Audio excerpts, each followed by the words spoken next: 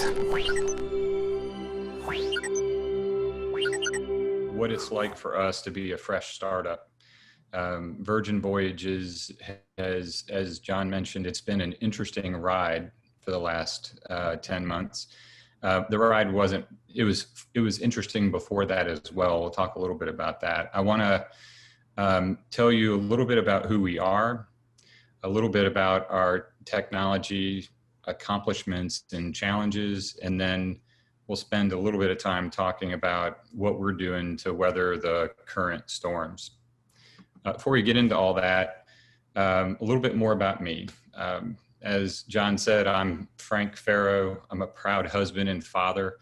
I got a bachelor's degree in computer engineering from University of Florida in 1995. So that makes me kind of old.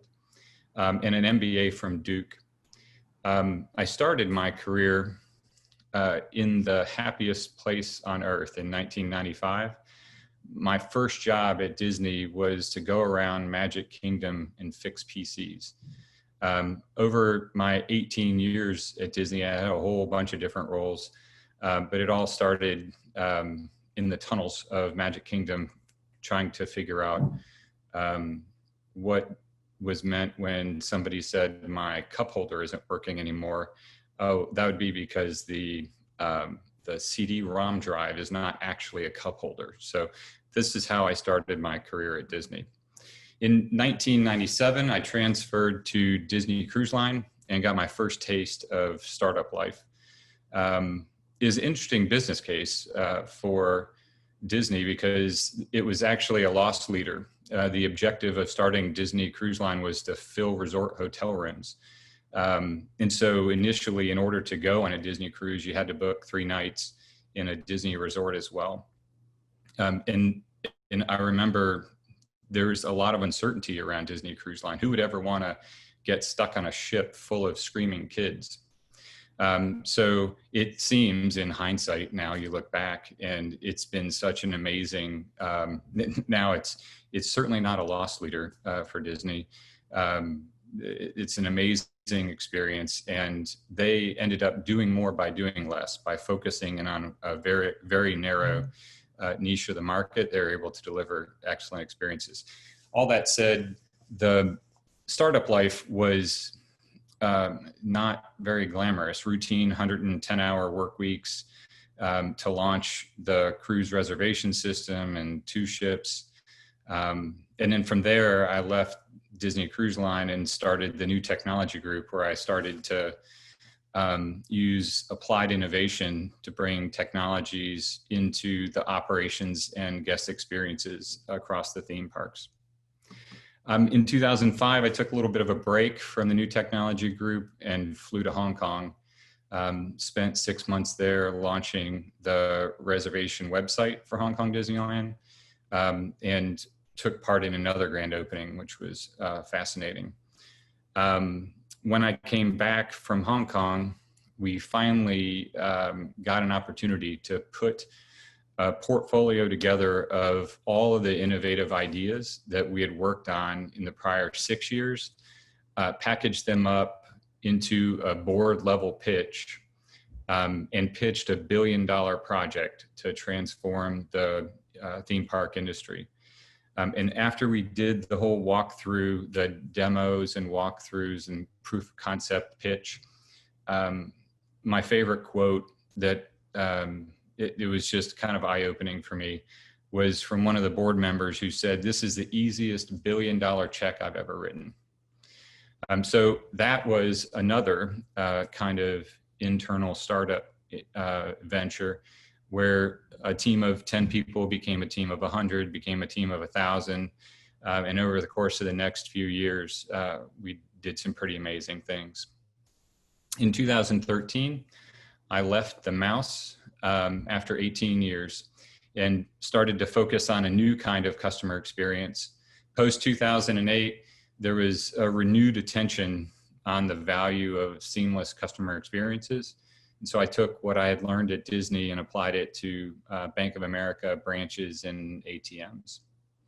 After a few years, I got a phone call, and I was asked, would you consider coming to work for Virgin, a Virgin startup? And when I heard it was a cruise line startup, I immediately said no. So that's not an average startup. That is, I've done that death march. It is incredibly challenging. But I was told, no, no, no, no, no. It's different. It's different. Virgin is a different kind of company.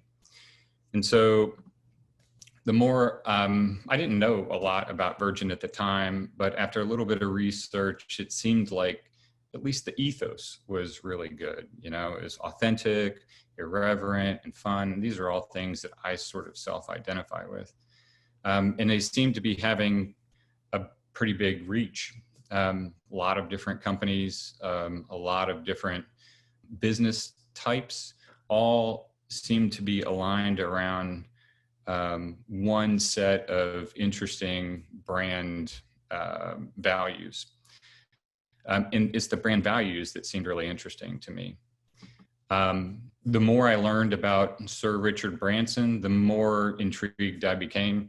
Like this quote, for instance, clients do not come first. Employees come first. If you take care of your employees, they will take care of the clients. And I think all of us look at this and think that's common sense, right? Doesn't that seem like common sense? But how many of you have worked in companies that said things like that and then just operated remarkably differently? And so at first I was a little bit thinking, okay, everybody says this stuff, there's press releases all the time that say nice things like this, but the more I kept digging, the more I found that this seems to be just how this guy is wired. And if he's the root of this whole enterprise, then I might be very interested. Train people well enough so they can leave, but treat them well enough so that they don't want to. This is very people focused. And that's something I could get on board with. So it seemed like these weren't just PR stunts. This is just who the guy is.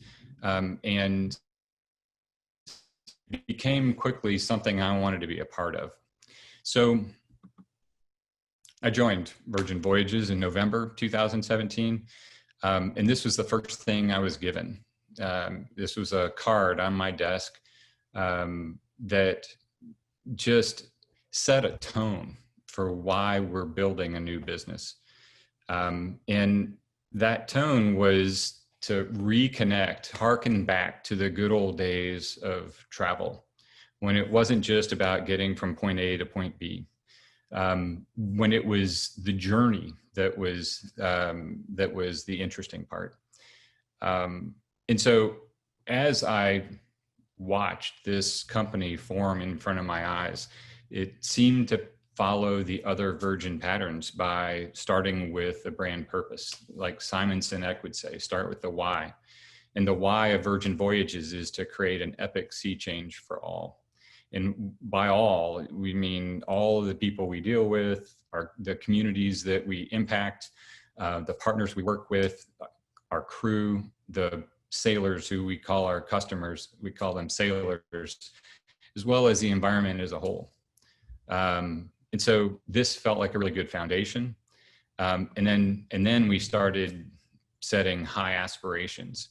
So our objective wasn't to be the best week of somebody's year. The goal was very clearly, we wanted this to be the best week of their lives. And it's audacious and it's huge, extremely high standards. But you know, the biggest risk of having low standards is that you might hit them. So we definitely were not doing that. I don't know how many of you have ever cruised before. I obviously have cruised quite a bit, having started my career in the cruise industry. But if you've been on more than a couple cruises, there are aspects of cruising that are completely awesome, and then there's just aspects that are very, very underwhelming. And so we're not a typical cruise line in that respect. In fact, our head of experience, the guy who defines our sailor experience and our crew experience, brags about never actually having sailed on a cruise ship before ours. he had the bar of excellence was not taken from the cruise industry. The bar of excellence was taken from New York City, San Francisco, London, like the most amazing experiences, off Broadway, things like that. That if you're going to aim high and fall a little short, maybe not, make sure that what you're delivering is going to be worth the effort. So, there's a lot of effort that's gone into designing our experiences, but while we want them to be top notch, they also need to be down to earth, never stuffy, very grounded. We want there to be an incredible amount of variety, so that all of us have some level of eclectic in us, and we want to make sure that you can express that. Authentic and immersive is super important. It's not just, authentic as a culture, obviously, but also, we don't want to take you to some interesting exotic place and then put a bubble around you and make sure that all you get is the tourist hotspot, that you're actually integrated, your experiences are integrated in with the environment and communities. So things like cooking classes in Puerto Rico that are legitimate, authentic, that are your best friend's grandmother's home cooking kind of thing, is one example of stuff that you just don't see on a typical cruise shore excursion list. And then the service needs to be top notch, completely carefree. We'll worry about all the details. We don't nickel and dime you, everything's included. It's not, we just want to be true to making sure all you have to focus on is having a great time. So with all that focus on the experience, you'd think that we're an experience-driven company, but we really aren't. Culture is the core of our company. And it's honestly, it's the most interesting things. The reason that drew me to Virgin was I wanted to see how to create that from scratch. I wanted to see what Virgin looked like when you start with a blank sheet of paper and then you end up with something that people crave being around. And I can honestly say 2.5 years into it, it's definitely worth the effort. So I'll read this because I think it's important. For us, culture is an internal manifestation of our brand, totally linked to making an epic sea change for all, making the world a better place. Not an aspect of our game, it is the game. It's our #1 differentiator. And so how that translates is when we hire people, we believe that our crew members are the core, the foundation of everything that we deliver.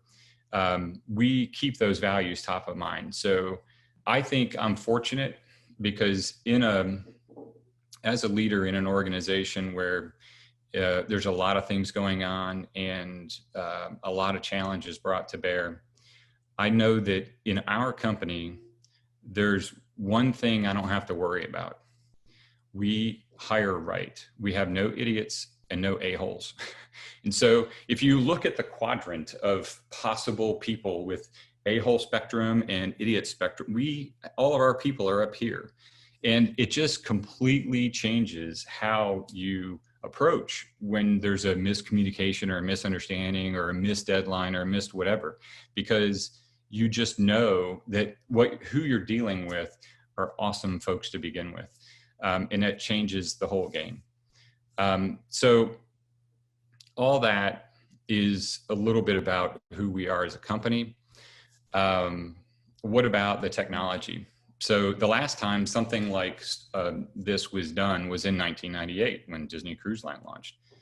In our company, there were a whole 5 people who had done that before. I was one of them. So we had to stand up every major business system and operational system for a fully functioning cruise line in 29 months. I want that to sink in for a minute. 29 months goes by really fast. So when I say everything, I mean everything. Like, we settled in on G Suite. Okay, now we have office automation stuff. Cool. We need HR systems, payroll, accounting, recruiting, like nothing, started with nothing. So now we have Workday. Built the entire infrastructure from scratch. All cloud native, which in and of itself is interesting. It has some benefits. It also has some challenges, and we'll talk a little bit more about that. We delivered a flagship marketing site and a reservation website, a call center, CRM system, a bespoke travel agent portal. We call our travel agents first mates, a signature mobile app that is continuing to improve and evolve. But out the gate comes with a whole lot of fascinating stuff in it. All that in 29 months. And that's not all, but wait, there's more. We also had a ship to build. And so 450 kilometers of certified cabling, 10,300 network jacks, 2,300 Wi-Fi access points, 1,000 security cameras, 1,500 telephones, 3,000 televisions, 2 data centers, 100 shipboard applications, and 192 shipboard integrations. A ridiculous amount of stuff. Like, everybody that was part of our team from Royal Caribbean or Carnival or Norwegian who had launched new ships said, oh, I've launched new ships. No, you have not launched a new company. It's a completely different thing, standing up 100 shipboard applications from scratch. But we did it. We launched Scarlet Lady on February 14th, 2020. We have another one in the pipeline, Valiant Lady, who's targeted to launch in July 2021. Ship 3 is on target to be delivered September 2022. And there's actually a 4th ship that hasn't started construction yet. That'll be about a year after that. So a ton of technology, effort, and accomplishment. But I'd be remiss just talking about all the successes. There were 3 huge challenges that became evident as we were going through all this. The first big challenge is we are a scrappy little startup. If you think about a Royal Caribbean with 1,000 IT employees, we have 27 IT employees at Virgin Voyages. So all of that effort together with partners, but 27 internal IT team. The budget for a Carnival experience effort is $1 billion. We're working with 10% of that to get this whole company kicked off. So how do we do that? Like, the way we do it is we have a crisp, clean vision that everybody agrees is worthy of working hard and striving towards. We recognize that everything won't get done, but that if we strive for that crisp, clean, amazing vision, that more will get done than what anybody thought was possible. And that's exactly what happened. The toughest part about this whole process, being so constrained and trying to deliver so much, is when you have a team of A players and they don't not get stuff done, but they have 1,000 things to do and the ability to actually accomplish 200 of them. So the toughest part is redefining what success and failure look like, and also making sure that the right 200 get done so that nothing gets missed that would sink the effort as a whole. So the second big challenge is the green field, right? Kind of alluded to this. It's a beautiful thing. No legacy cruft weighing us down. Having come from Bank of America and Disney, there's no shortage of legacy systems that became an impediment to things I wanted to get done. The flip side of having a green field where you build everything from scratch is it's not a fixer-upper. Like there's no foundation to build on. You're starting from scratch. And so if you want to look at, this is what our standard operating playbook looked like. This is what our canonical data architecture looked like. This is what our core integration patterns all look like. And here's the list of deep technology specialists that we had on the team.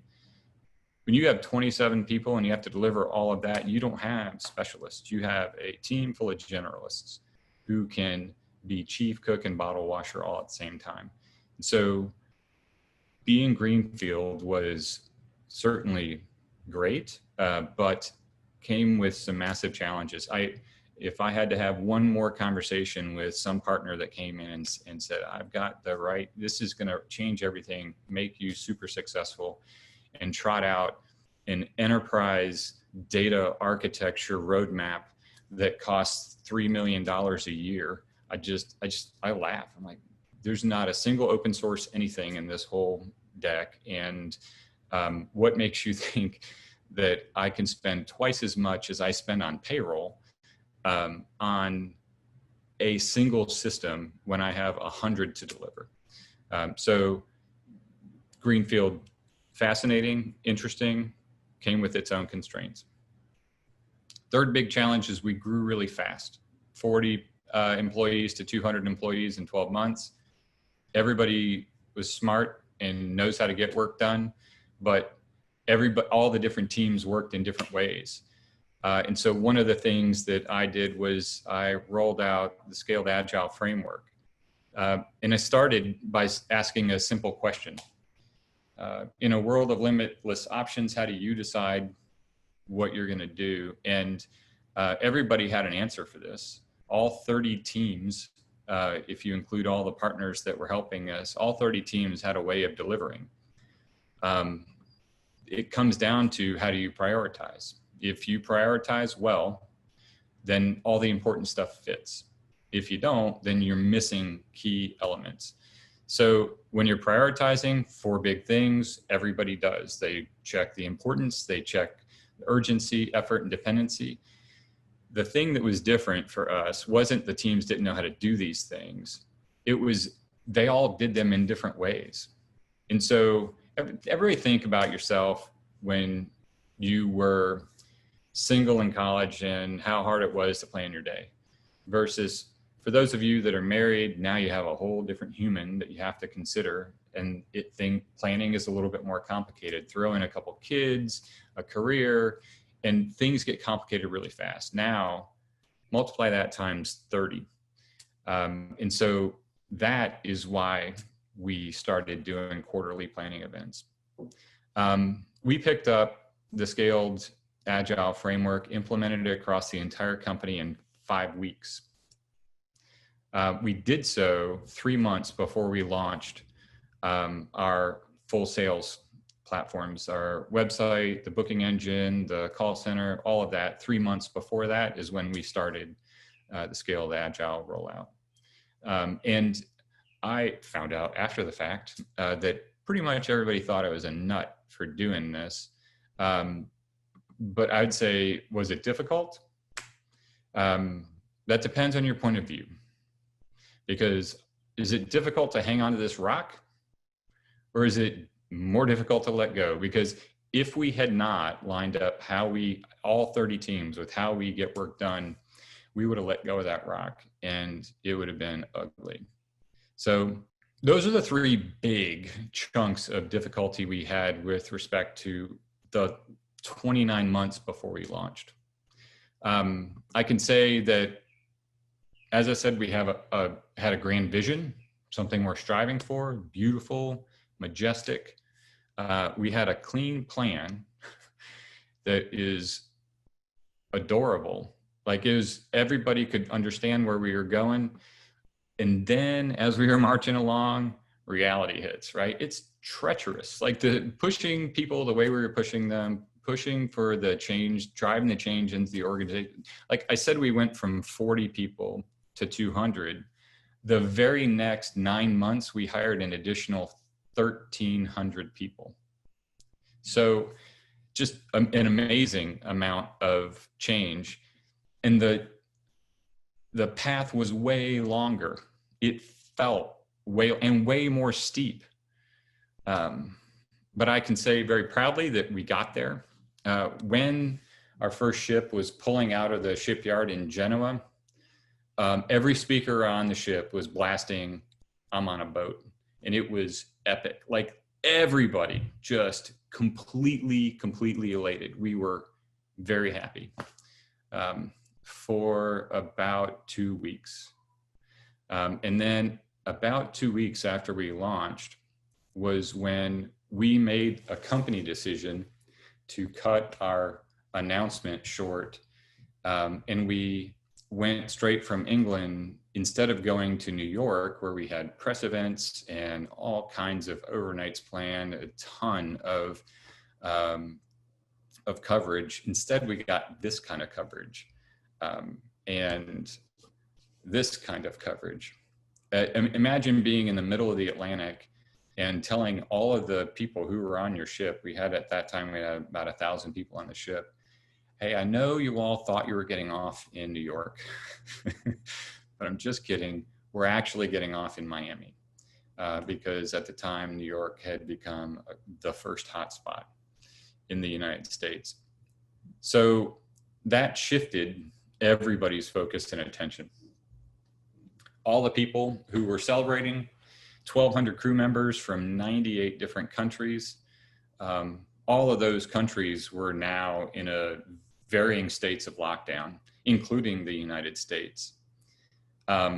We were fortunate to be able to get about 400 crew members off the ship in the first week or two, and then the CDC came in and locked everybody down, locked out our borders, specifically called out the cruise industry and said, if you are a crew member of a cruise ship, you cannot get off the ship in the United States.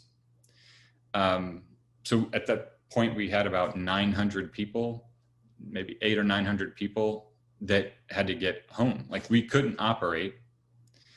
And we were having to charter planes to take people back when we could get folks permission to come to the United States in order to board the plane.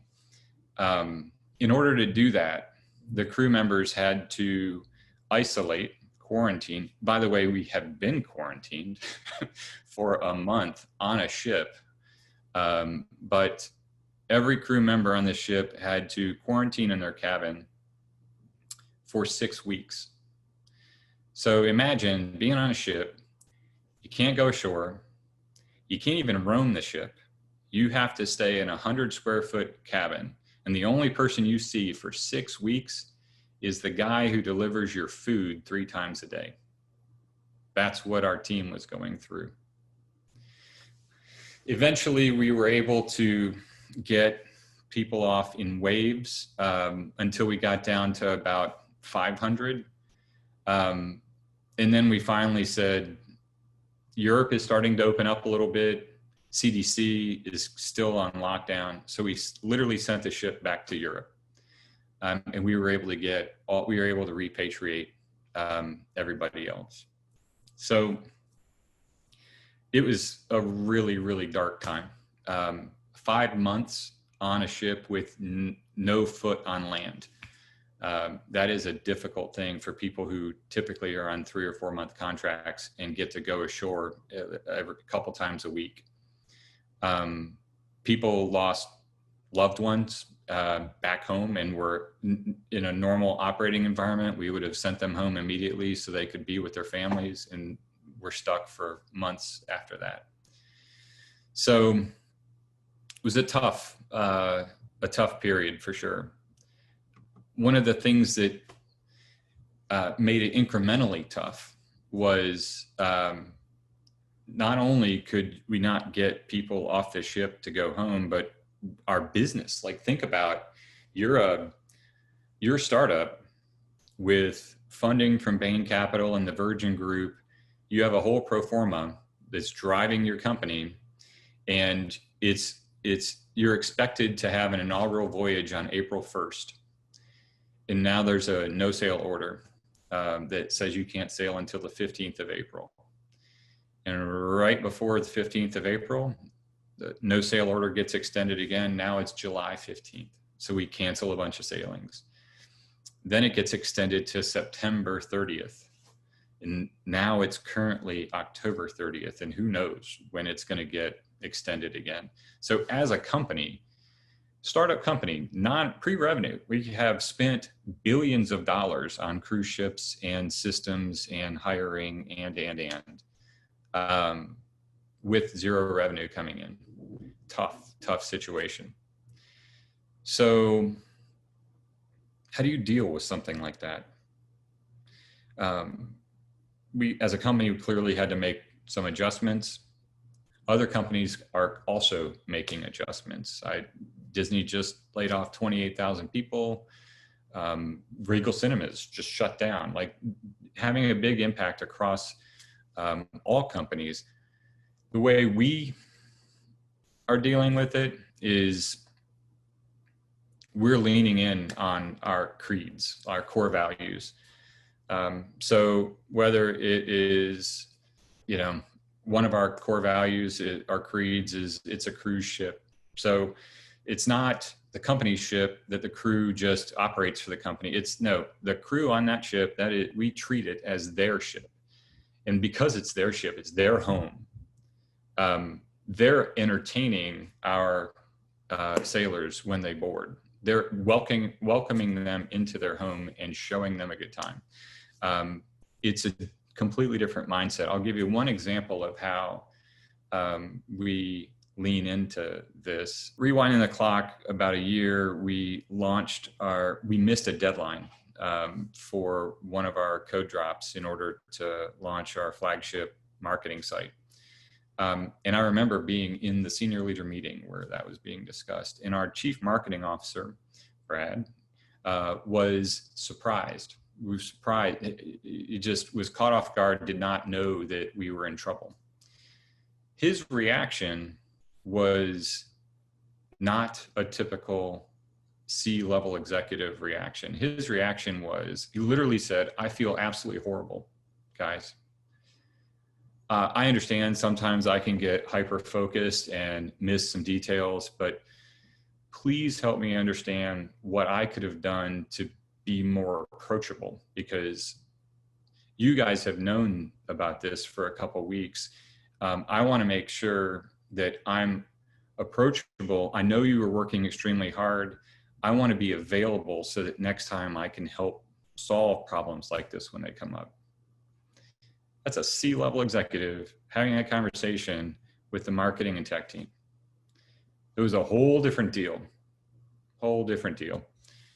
Another creed of ours is oceans of joy. So while all this lockdown stuff was happening, we had a lot of interesting things happen, right? Our fitness trainers who went home, these individuals were able to make it home. They were US citizens, and so they're home. And they started broadcasting virtual workouts several times a week, so that the people on the ship and the people who were able to get home could stay fit. And what they had to offer was they do workouts. So they just started doing their workouts in front of Facebook. Weekly drink recipes concocted by our talented mixologist so that we could have social happy hours. The point to all that was that just because things were tough didn't mean the fun had to stop. Like, in spite of the difficulty, let's find ways to have fun and enjoy ourselves. One of our creeds is dive into different, and it's our diversity and inclusion creed. And we have certainly had a lot of opportunity to reflect on what that means to us. And we're an incredibly diverse company, 98 countries represented, never mind the challenges that we have had domestically.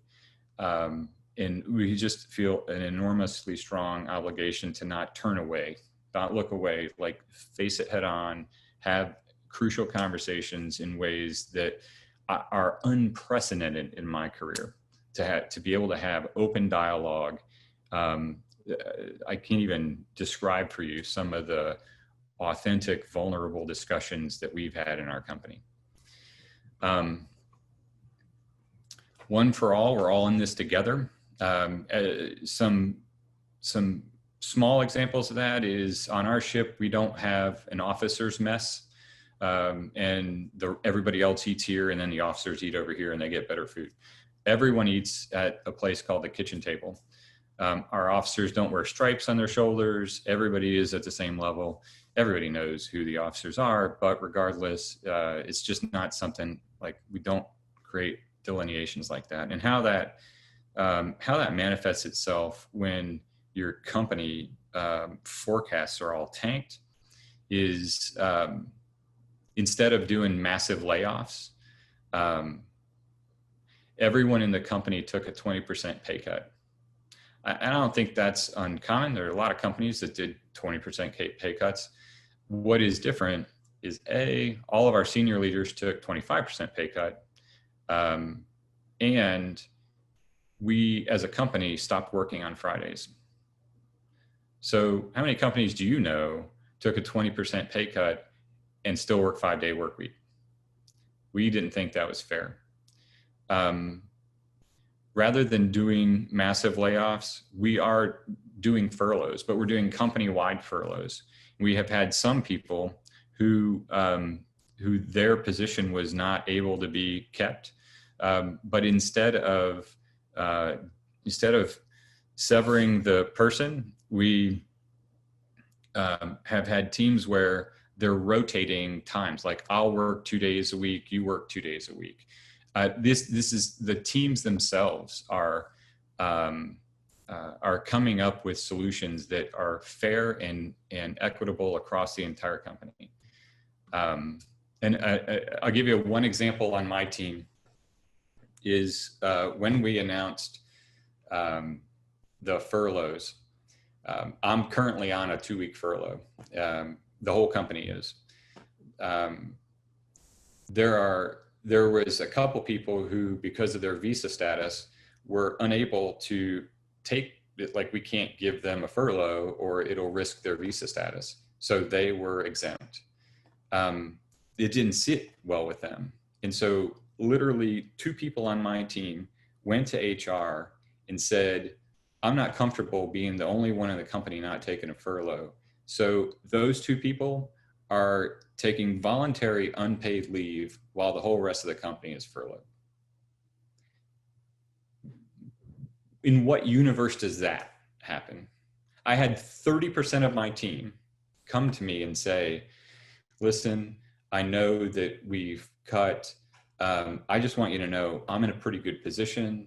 If you need to cut deeper, that's fine. I just want to make sure that these people are taken care of, because this guy has a family in India, he's taken care of, and this person, like, I had 1/3 of my team came to me and offered more than what they were asked.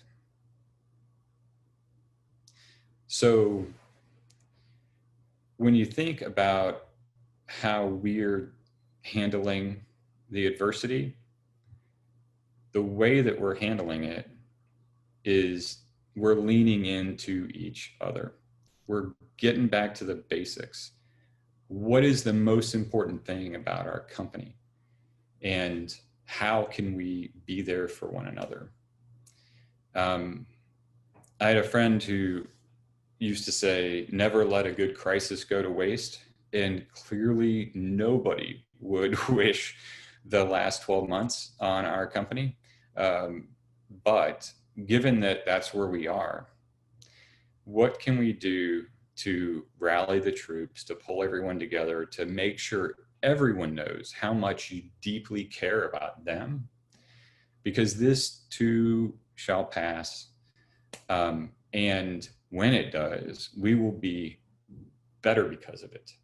Like, you go through an experience like this and make it to the other end, what does that do for how you feel about the people on your team? What are you willing to do for the people who sacrificed for you?